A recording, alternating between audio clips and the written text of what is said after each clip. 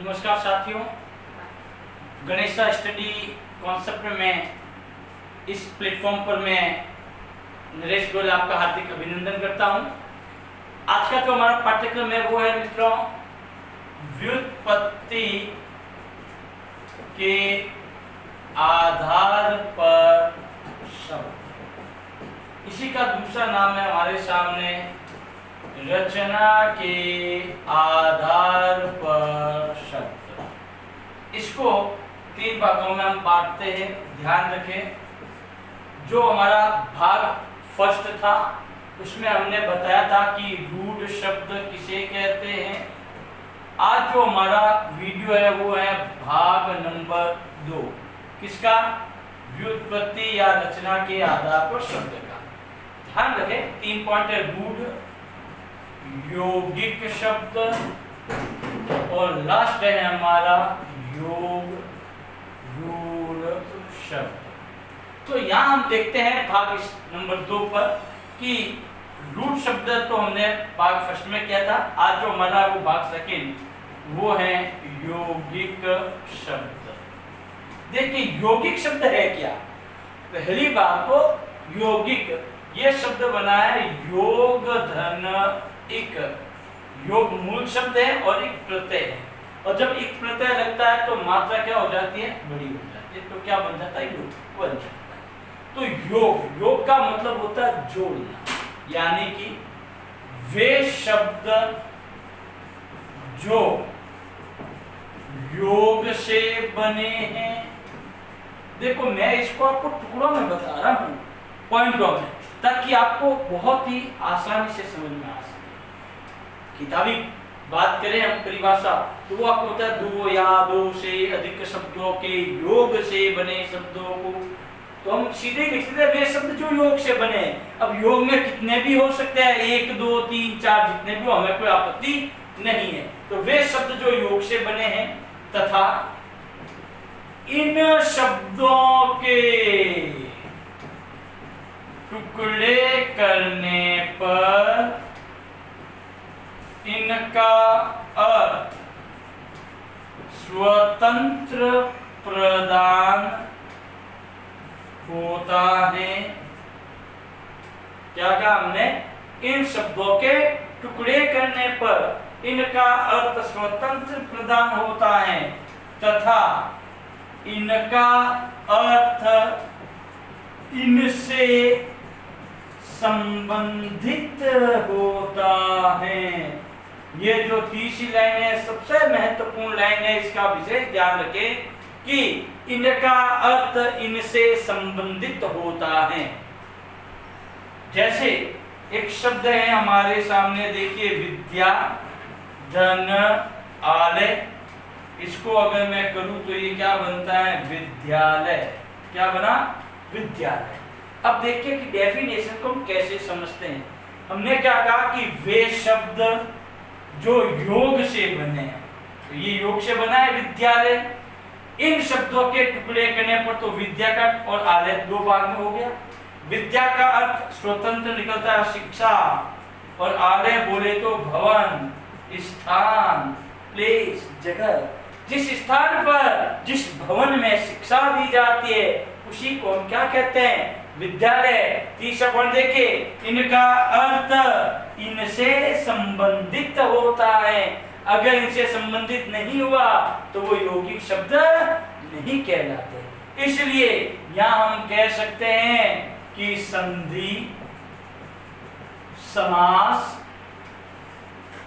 उपसर्ग व प्रत्यय युक्त शब्द।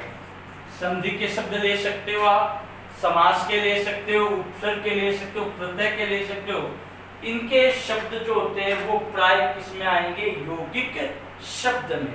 जैसे यहाँ विद्याधन आलय, ये हमारा किसका उदाहरण था? संधि का था।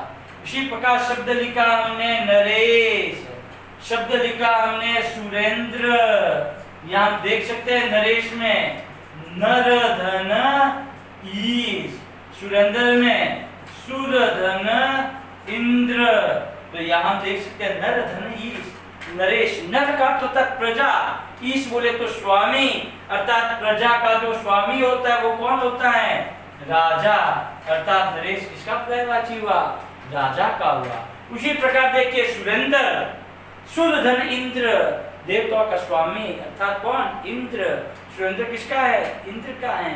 तो ध्यान रखें यहाँ पर इंद्र का अर्थ इन्हीं से संबंधित नजर आ रहा है, दूसरा अर्थ नहीं आ रहा है। आगे बढ़ते हैं अपन, इसके बाद देखते हैं समास के उदाहरण। हम समास की जब बात करते थे, एक महिलाओं का जो टॉपिक चल रहा है तो वो बनता है रसोई के लिए घर इक्वल टू, इसको कहते हैं हम रसोई घर। क्या कहते हैं? रसोई घर। तो यहाँ देखिए रसोई घर, ये के लिए क्या है? विभक्ति है। कर्ता ने कर्म को करण से संप्रदान के लिए, तो संप्रदान विभक्ति का प्रयोग हम देखते हैं के लिए है। तो यहाँ पर रसोई घर से तात्पर्य किचन है, उसमें हम केवल और केवल अन्नपूर्णा देवी का ही स्थान रखते हैं। उसी प्रकार उपसर्ग की बात करें तो देखिए शब्द है आपका अधन मर, क्या बना? अमर। अमर में यहाँ हम देख सकते हैं अ का उत्तर न, मर बोले तो मरना, अर्थात जो कभी मरे नहीं वो क्या कहलाता है? अमर। उसी प्रकार देखिए मानव, मानव में मनु, धन अ मेरा क्या है? प्रत्यय है, और मनु मेरा मूल शब्द है जिसका अर्थ होता है, जिसमें अ प्रत्यय का योग हो, वो बोध कराते संतान का। अर्थात हम सब किसकी संतान हैं? मनु की संतान है। तो ये शब्द क्या बना हमारा? यौगिक शब्द। अब लास्ट पॉइंट बचता है हमारा योग रूढ़ शब्द। योग रूढ़ शब्द की हम बात करते हैं तो देखिए योग रूढ़ शब्द में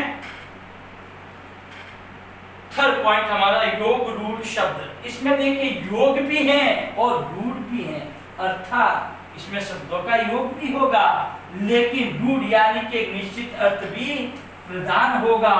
तो हम इसकी परिभाषा को कुछ इस तरह प्रस्तुत करते हैं, योग रूढ़ शब्द में लीजिए। थर्ड पॉइंट हमारा है योग रूढ़ शब्द। योग रूढ़ शब्द देखिए योग भी है और रूढ़ भी है, यानी कि वे शब्द जो योग से बने हैं किंतु इन शब्दों के टुकड़े करने पर इनका अर्थ इनसे संबंधित न होकर कोई तीसरा ही अर्थ प्रदान करते हैं। ऐसे शब्दों को योग रूढ़ शब्द कहते हैं। योग रूढ़ शब्द कहते हैं। ध्यान रखें मित्रों कि योग भी है और रूढ़िक भी है, क्योंकि यहाँ हम देख सकते हैं वे शब्द जो योग से बने, इसलिए इसका नाम क्या पड़ा? योग। और देखो इनसे संबोधित ना होके तीसरा ही अर्थ प्रदान करे, ये क्या हो गया? रूढ़ हो गया। अर्थात इनका टुकड़े होंगे, टुकड़े यौगिक में भी हुए थे लेकिन उनका उनसे संबंधित था, लेकिन इसमें इनका संबंधित नहीं होगा। जैसे यहाँ हम स्टार्ट करके लिख सकते हैं कि बहुव्रीहि समास के समस्त उदाहरण, ये सारे किसमें आएंगे? आपके योग रूढ़ शब्द में। जैसे देखिए हमने लिखा दशानन, अब देखिए यहाँ बनता है 10 हैं आनन जिसके वह। 10 प्लस आनन की बात करें तो ये संधि का भी उदाहरण हो जाता है, बट ध्यान रखें यहाँ पर दशानन में कि 10 हैं आनन जिसके, अर्थात 10 हैं सिर जिसके, तो 10 सिर किसके केवल और केवल किसके बनते हैं? तीसरा रावण के लिए आता है, रावण ही आएगा, दूसरा नहीं आएगा। उसी प्रकार जैसे कि शब्द लिखा हमने कि रमेश, अब रमेश में हम देख सकते हैं, अगर ध्यान रखें संधि का टॉपिक अलग है और समास का टॉपिक अलग है। रमा का है स्वामी जो, रमा का है जो स्वामी, वह कौन है? रमेश। लेकिन यहाँ देखो रमा का अर्थ होता है लक्ष्मी, और लक्ष्मी का स्वामी कौन है? वो रमेश है, तीसरा अर्थ है पति से। लेकिन यहाँ जब हम बहुब्रीहि समास का उदाहरण लें संधि का ना लेकर, तो बहुब्रीहि समास में जैसे शब्द हमने लिया, देखिए कि त्रिनेत्र और तीन है नेत्र जिसके, तीन है नेत्र जिसके, वह कौन? शिव। उसी प्रकार देखिए वाल्मीकि, तो वाल्मीकि से उत्पन्न हुआ है जो, वह क्या कहलाया? वाल्मीकि। ये किसके उदाहरण है? बहुब्रीहि समास के। देखिए वाल्मीकि से उत्पन्न दो सदिक शब्द हो गए, लेकिन अर्थ किसका निकला? थर्ड पॉइंट में निकल रहा है, इसलिए इसको कहते हैं योग रूप शब्द। यहाँ पे हमारा रचना या व्युत्पत्ति के शब्द समाप्त होते हैं। थैंक यू, धन्यवाद।